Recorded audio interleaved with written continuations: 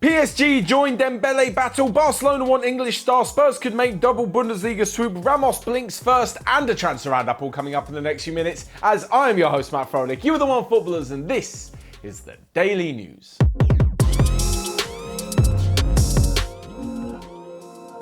First off, and PSG can make a swoop for Ousmane Dembele. The French winger has 1 year left on his contract at Barcelona, and this could be the summer that Barcelona, instead of going through long, drawn-out negotiations to extend his deal, decide to cash in on the player and bring in a bit more money to maybe make some new signings this summer. I mean, they missed out on Gini Wijnaldum to PSG, and they need a bit of money if they're to bring in reported Real Sociedad target Mikel Merino. But if they're to sell Ousmane Dembele, they could probably charge quite a good price. I mean, he's worth a lot in the first place, and PSG know if they're to buy out, even though it's 1 year the rest of his contract, they're going to have to pay quite a bit of money for him, especially as Barcelona are going to want to make some money back because they spent so much on him in the first place from Dortmund. Anyway, Ousmane Dembele is a fantastic player when he can get fit. We've seen it this season when he gets in the team, when he's consistent, when he's fit, it can be an absolute menace. Can you imagine all the speed, trickery and footwork flying forward for PSG alongside Neymar and Mbappe?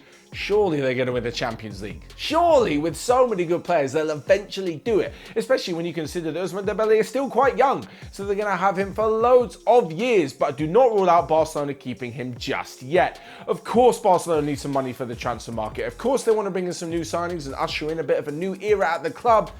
But Ousmane Dembele is still a fantastic player, and I'm sure they're not going to let him go to PSG so easily. But if they do, then they may have a replacement lined up, and that in the form of English star Raheem Sterling, who has pretty much completed English football. I mean, playing under Pep Guardiola at Manchester City, he's had almost 200 goal involvements in almost 300 appearances for City, and if he can play well under Guardiola, if he can understand Guardiola's principles, then I'm sure he's going to be a great fit for Barcelona as well. Imagine him on the left wing instead of Ousmane Dembele, linking up with the likes of Messi, running onto the through balls, pretty much doing what Ousmane Dembele does at the moment, but Sterling seems to stay fitter and play a much more games than Ousmane Dembele does over the course of a season. Like I mentioned before though, if Barcelona want to make some money off of the sale of Dembele, they'll probably just spend it all if they're going to bring in Raheem Sterling in the first place, and it doesn't look like any sort of swap deal could be there. But are Manchester City really going to let Raheem Sterling go? He has spoken that one day he would love to play abroad, and it looked like Real Madrid was to be his preferred destination. But I'm sure if Barcelona come in with a pretty attractive offer, he will definitely consider it. Over the last few months, he hasn't exactly fallen out of favour. He just hasn't always been a guaranteed starter in this Manchester City side. Of course, he's got a lot of many other players to compete with, and it looks as though there won't be a central position. Like, even if, I don't know, Riyad Mahrez, Bernardo Silva, Phil Foden, Ferran Torres took up the wings, there was always a spot for Raheem Sterling, and pretty much any other attacker, in the middle of Manchester City's attack. That's because Sergio Ramos was injured, and sometimes Gabriel Jesus just did not make the starting 11. But if City go ahead and sign a big striker, it'll be a striker through the middle, and Sterling will have to go back to fighting for one of the wing positions. And like I mentioned before, Manchester City are rather stacked in that area. Moving on though, and to Tottenham, who are planning a massive double swoop for two Bundesliga players. The first one being Marcus Thuram. The Borussia Mönchengladbach forward is actually the son of former French World Cup winner Lilian Thuram, and like his dad, he's a pretty good player, although probably a better goal-scoring instinct than Lilian. Marcus has been at Gladbach for the last couple of seasons and only enhanced his reputation with big goals in the Bundesliga and the Champions League as well, including 2 goals against Real Madrid in this season's Champions League.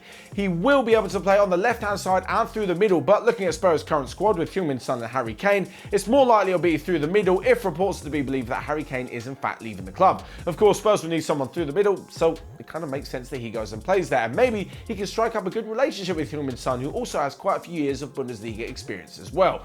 But on top of this, there could be an even bigger signing in North London for Spurs, and that is the one of Marcel Sabitzer. Now, in previous transfer windows, the Austrians always commanded the transfer fee of around 40 to 50 million euros, but now the RB Leipzig captain wants to move on. He's done with his 6 years at the club, wants a new challenge, and the CEO has admitted that he will be leaving this summer with 1 year left in his contract, and because of that, he could be available for around 15 to 17.5 million euros. A pretty good deal for such a quality midfielder. To make the space in the squad and to raise a little bit of money, Spurs are open to selling Harry Winks, and honestly, selling Harry Winks and bringing in Marcel Sabitzer is a pretty good deal by anyone's standards. So next up then, and we move to Sergio Ramos, and in this war of attrition between him and Real Madrid, Ramos blinked first. Apparently, he's willing to renegotiate his demands of a 2-year contract and not taking such a big pay cut to stay at the club. I can't help but feel he would have thought that maybe he wouldn't have to make this decision just yet because he probably assumed he'd be at the Euros with Spain. But because he's not, he's got a lot of time to sit at home and think about it. And even though his contract runs out on the 30th of June, which is a lot closer than you think, he is going back to the club and willing to extend for 1 year and with a lesser amount of money per month.